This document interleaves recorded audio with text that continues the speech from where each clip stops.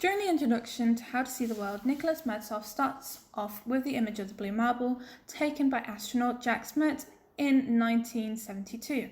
The image is now believed to be the most reproduced photograph ever taken. In this photograph, the Earth is displayed as an immense, powerful holder that has taught us to recognize the outline of its continents made out in abstract shapes that are lived in by its many occupiers. However, it is viewable absent of its occupiers in combination with the very new visual format that it was presented in at the time made it seem that much more comprehensible and beautiful. The blue marble is used as a case study for art of which is used to show us how the world has changed through 4 categories: young, urban, wired, and hot. In our first section, young, we see these categories have provided to be a crucial in households since 2008. In this year alone, more people have lived in cities rather than in the countrysides for the first time in history. We can see this by comparing the data collected in the past. For example, in 1960, only a third of the world's population lived in cities during the period of which the blue marble was taken. Since then, this number has risen by 50%. In the Wired section, Mertzhoff discusses how the world is connected to the internet and how it impacts us. It was recorded that in 2012, over 1/3 of the world's population has got some sort of access to the internet. And by the end of 2014, 3 billion people were estimated to be on the internet. And by the end of the decade, Google envisioned 5 billion people on the internet. Of course, the most notable use of the global resource is its abilities that it's given us to create, send, view images and films of all kinds. The numbers are astonishing. 100 hours of YouTube videos are uploaded every minute and 6 billion hours of YouTube are watched every month. It was recorded that the category age of 18 to 34 watches more YouTube than cable television, and that Americans take more photographies than the entire 18th century did. In 1930, 1 billion were taken yearly worldwide. 50 years later, it was 25 billion all on film, and by 2012, 380 billion were almost all digital. All these photographs and videos are our way of trying to see the world. We feel compelled to take and share images with others as a key part of our efforts to understand the changing world and our place within it. In the next section, Hot discusses the importance of the climate change and the negative effects that it has currently on our world. It is clear to see by all that the world is in constant change. Something that goes often ignored and that contributes immensely to our ever-changing atmosphere is the ever-rising level of gases that fill the space around us. An example of this is seen in 2013 when the levels of carbon dioxide passed a signature hold of 400 parts per million in our atmosphere. But the issue does not stop there. Due to the growth of human need, ice caps are now melting and the ocean levels have risen. And this has started a new cycle. The cycle means that the levels of CO2 have led to global warming, that in turn have led to the ice caps melting, and as the oceans grow, there is more energy for a storm system to draw from, which produces storm after storm after storm. Scientists call this high sea level events, and the after effects of this phenomenon is devastating. It has been said to have been behind record-setting floods all over the world, from Bangkok to London to New York. This, of course, means that the world is changing drastically since the picture of the blue marble was taken. This is something seen, thoroughly understood by Mertzhoff, who states we have come far since the blue marble, considering 2 photographs taken from space in 2012. In December 2012, the Japanese astronaut Eiki Horsehide took his own picture in space, ignoring the spectacular of the Earth, the space, and moon. Horsehide turned the camera on himself, creating the ultimate selfie or self-taken portrait. The picture, however, does not show the reality until we discover that it is not us, his until we discover that it is indeed not his personality nor his appearance reflected in the image, but rather just what he is looking at through the International Space Station and below it the Earth, where the blue marble showed us the planet Horside wants us to see just him. By echoing the selfie, the camera and the picture makes space real, imaginable to us in more direct ways than the blue marble could have done without the social impact of the next subchapter in the introduction is visual culture.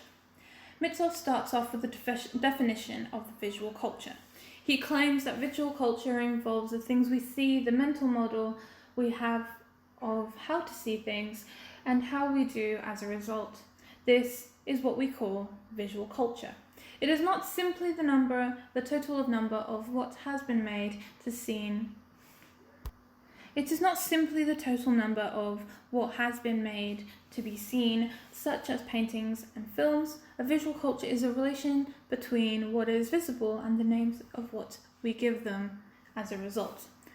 Visual culture is the study of how to understand change in the world, too enormous to see, but vital to imagine. Mertzov goes on to demonstrate the differences between the concept of visual culture in 1990 and today by showing us an example. He says in 1990 you have to go to the cinema to see films except reruns on the telly, or a gallery to see art, someone's house to look at photos. However, now we can all do that on the internet through the comfort of our homes. However, even with something that wasn't available in the 1900s, However, even that is not something that was available during the 1990s. Technology and social platforms. Nowadays, all media and social media is used to depict ourselves from others, but it does not stop there. By visualizing the contrasts uses airborne technology to depict the world. Our bodies are now extensions of the data networks, clicking, linking, and taking selfies, and so much more.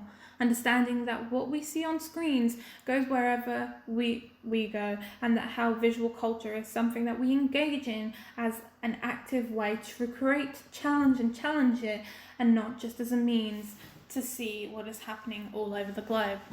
Times of change.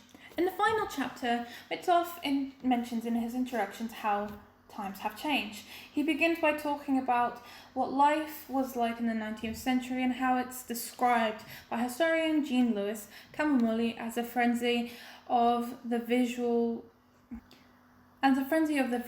because of the inventions of photography and film and X-rays and so many other visual technologies of the period, as well as discoveries like maps, microscopes from the 17th century, or the clay table from the 2000 BC. But before moving on to mention how things have drastically changed since the Luminescent brothers recorded the first moving image, which morphed into something widespread and readily available, developing upon this first video camera was invented in the 1980s, which was followed by the invention of the digital videotape, making videos more accessible, but editing a nightmare before Apple's and iMovies of the 2000s. Compared to now and how we can shoot and edit HD videos on your phone and post it on the internet. He further justifies this by stating how by the end of the decade, how the internet will change, how we look at things, including on how we see the world. He uses further examples to help us see the differences, such as the distribution of circularity printing matter in the 2011, according to UNESCO. There were over 2.2 billion books published. Over the long lifetime of print, many other means of getting published have also emerged, from letters to the editor to self-produced pamphlets. Books, however, have still remained in the format to convince and impress. However, book publishing is only open to authors who can convince editors to produce their work. Now the internet allows everyone with a connection to publish work. For example, E.L. James self-published his novel 50 Shades of Grey, with such was sold over 100 million copies in a Random House reprinted, which was not available nor possible 100 years ago. Similarly, another way that he emphasizes the period of things shown through the case study of the Great Western Railway, which was represented by the painter J.M.W. Turner, who gave the dramatic visual format to the change of his stunning 1844 canvas. For his brilliance capturing the moving train, his painting took weeks to produce. Photographs can change the world in seconds.